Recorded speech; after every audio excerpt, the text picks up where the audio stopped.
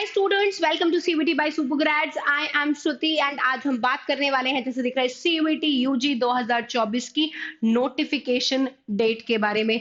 ये बहुत ही सब बच्चे परेशान हैं, ये सोच रहे हैं बोर्ड्स की भी तैयारी करनी है। अब सीवीटी अपना कब नोटिफिकेशन डेट निकालेगा, कैसे करेंगे, क्योंकि नोटिफिकेशन डेट एक एनटीए के लिए हो सकता है कि केवल एक मात्र एक दिन की और एक न्यूज़ की ज़रूरत हो, बट एज़ अ स्टूडेंट हमको बहुत सारी चीज़ें नोटिफ़िकेशन आने से पहले कर लेनी चाहिए। हमारे डॉक्यूमेंट्स रेडी होने चाहिए, हमें ये डिसाइडेड होना चाहिए, क्योंकि जब आप ये सीवीटी यूजी का जब भी एप्लीकेशन फॉर्म भरते हो, उसमें एक ऑप्शन आता है कि आपको भाई यूनिवर्सिटीज़ और यूनिवर्सिटीज़ में कौन से कोर्सेज़ आपको प्रेफ़रेंस में भरने हैं, वो भी आपको पहले से पता होना चाहिए। आप रैंडमली थोड़ी ना कि नोटिफ़िकेशन आ जाएगा और आप कुछ भी कर दोगे। तो अगर मैं बात करूं इस चीज की कि हमें यूनिवर्सिटी कोर्स के प्रेफरेंसेस और उनकी एलिजिबिलिटी क्राइटेरिया, मान लो कि आपको मैनेजमेंट कोर्सेज करने का इंटरेस्ट है। मैनेजमेंट कोर्सेज अगर मैं यूनिवर्सिटी ऑफ दिल्ली की बात करूं तो बीएमएस कराता है, bachelor in management studies, BBA FIA कराता है, बीबीई कराता है।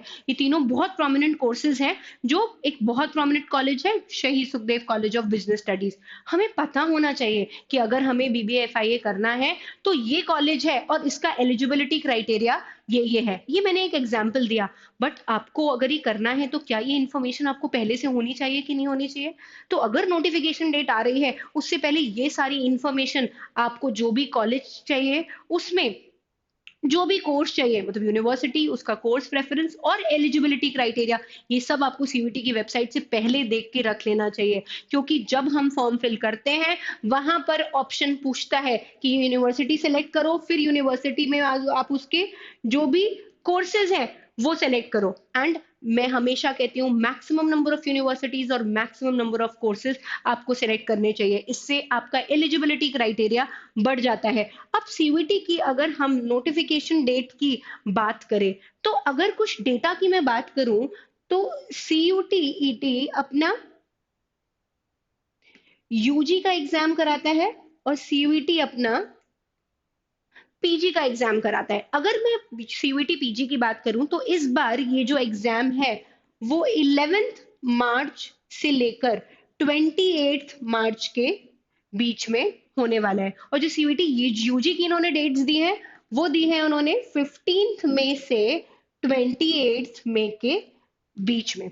ये 2024 की बात कर रही हूँ। अगर मैं 2022 और 23 की बात करूं तो होता क्या था, अगर पीजी और यूजी का नोटिफिकेशन आना है तो एक चीज तो होती है कि भाई नोटिफिकेशन आता है एग्जाम का, और दूसरा किस दिन हमारा एग्जाम है, the date of the exam.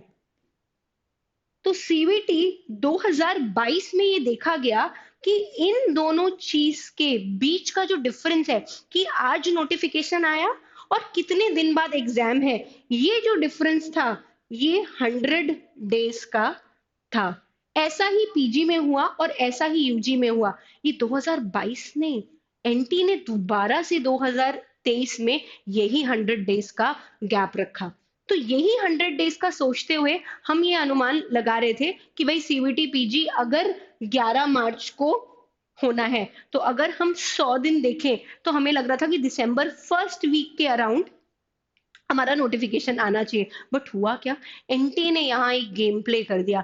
NTA ने 26 दिसंबर को, इधर अगर मैं देखूं 26 ऑफ दिसंबर को नोटिफिकेशन दिया। 26 दिसंबर से 11 मार्च, पूरा जनवरी, पूरा फेब्रवरी, 30 लगभग 60 दिन मान लो, यहाँ के 11 दिन और यहाँ के बचे हुए 4-5 दिन, 15 दिन, अराउंड 75 डेज का गैप रखा।